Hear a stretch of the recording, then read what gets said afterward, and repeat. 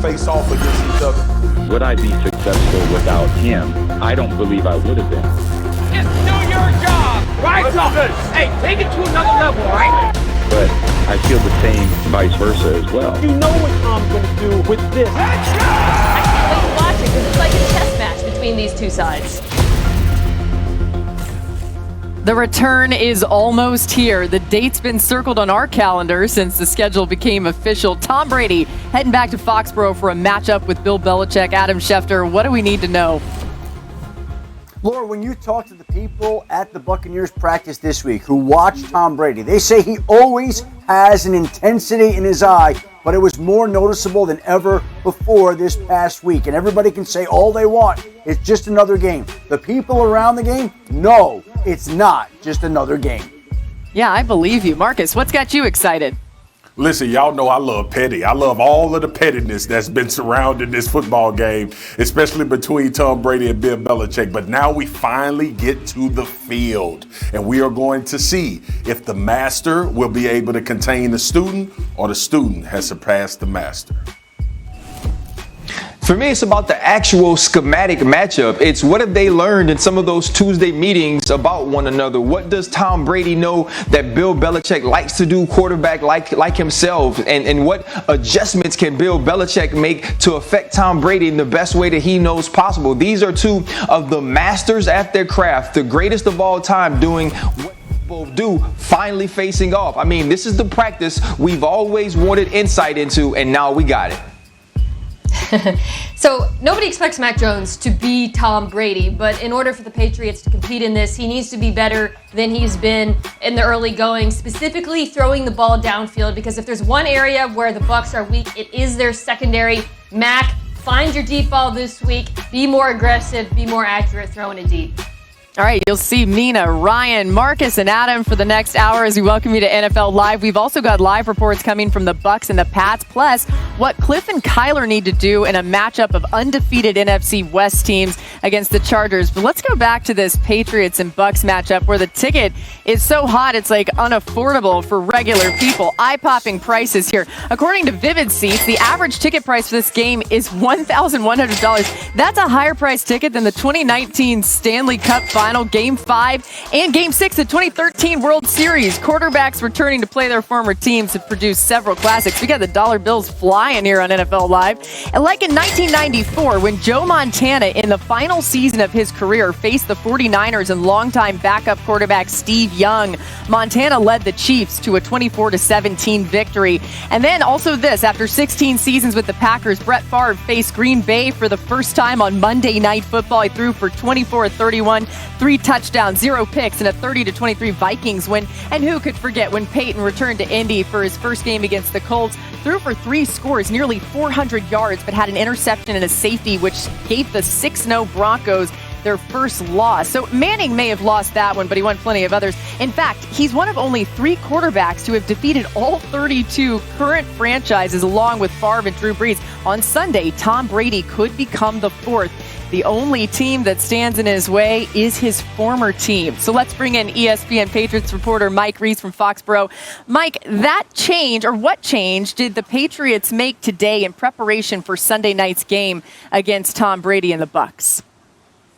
Laura, part of what makes this so fascinating is the chess match, right, between Bill Belichick and Tom Brady. And Belichick made a subtle move on the chessboard 2 days before the game where he took the team's practice from the outside fields and said, let's go inside the stadium and practice inside there. It's not something he does very often. He does it from time to time. And I asked him what the team benefits from doing that. And he said they can get familiar with the environment and really work through some of the wind patterns, specifically in the kicking game, where they've struggled a little bit over the last couple of weeks. So we heard the loud music playing in the stadium, so getting ready for that environment. Belichick didn't want to overstate the importance of it, Laura, but in a game where every little thing counts, Belichick, Brady moving inside the stadium was a notable move by Belichick today.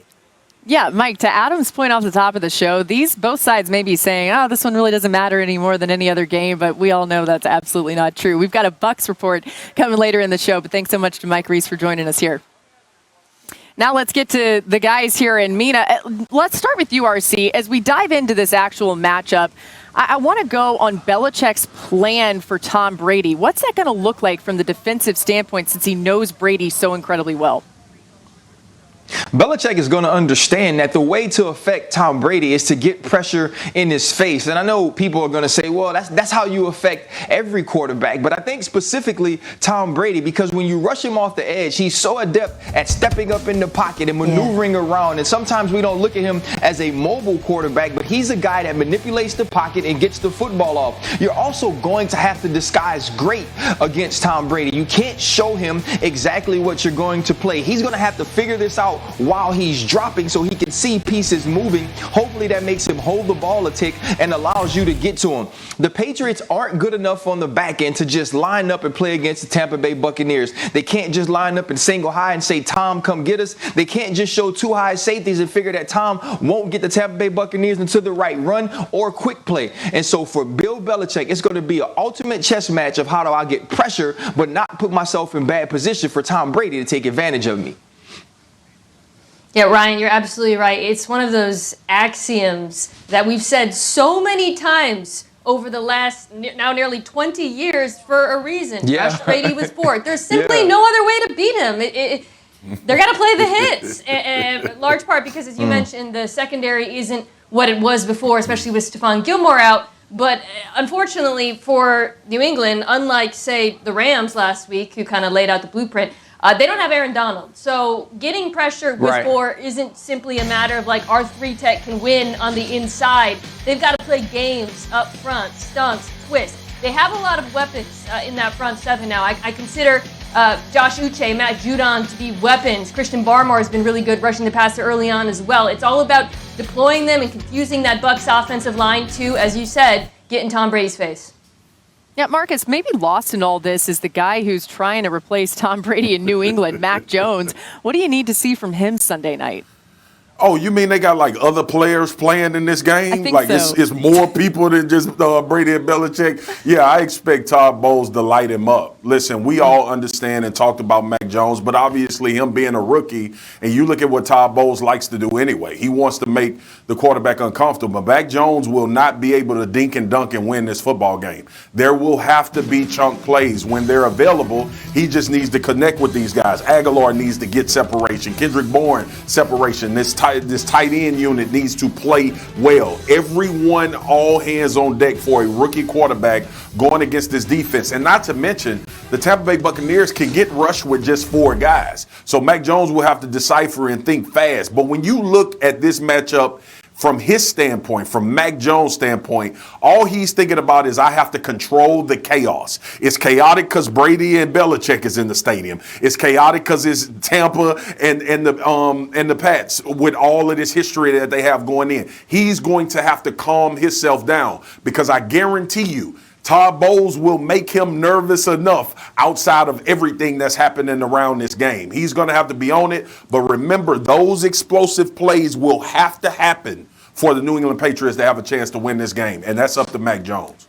Yeah, it's interesting, guys, as you're talking about Mac Jones. I'm actually in Tuscaloosa right now ahead of the Alabama-Ole Miss game tomorrow, and it's just making me think about all the big stages that he was on in a short period of time in his time at Alabama. To your point, he's had that experience, but this is a whole new level, and this spotlight's brighter than anyone that he's seen. Now, we know that Tom Brady, of course, is going to be going to New England for this game. The questions are about who's going to join him in this one. Let's get Adam back in here because, Adam, Gronk did not practice Wednesday or Thursday this week. What did we learn today about his status? He was limited at